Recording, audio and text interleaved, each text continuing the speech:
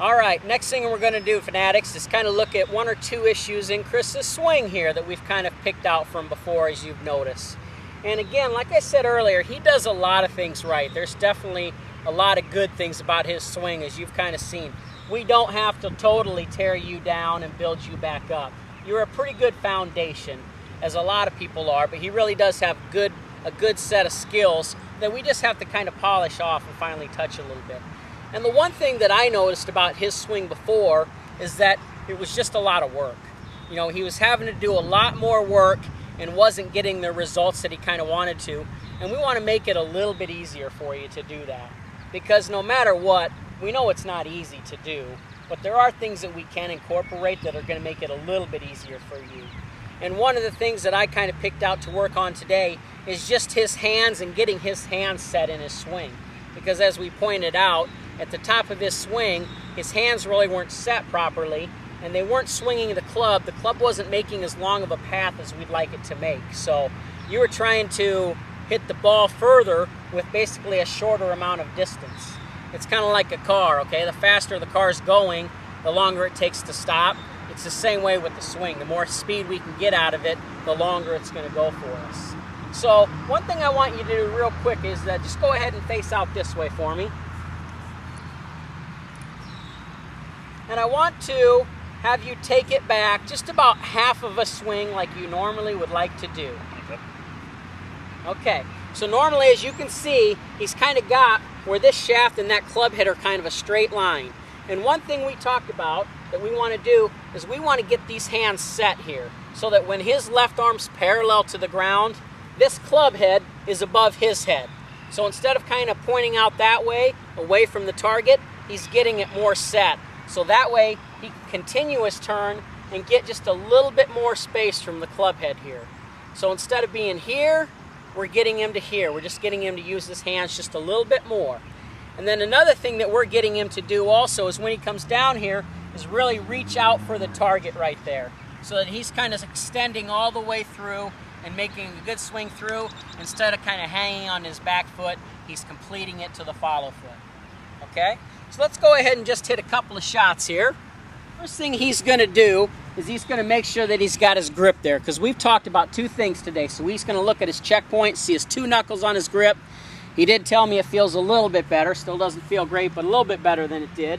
And now all he's going to do is he's going to make a miniature swing, getting his hands set and making a full follow through. That's as far as he's hit a shot today right there, I think. That's his farthest shot. And he's only hit maybe a dozen balls, 15 balls. And already, just in the two little things we've done, he's picked up 15 yards probably.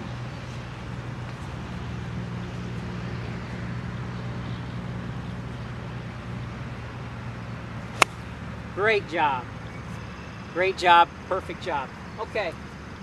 Give them a feeling of what this feels like now. You know, the two things that we've kind of done.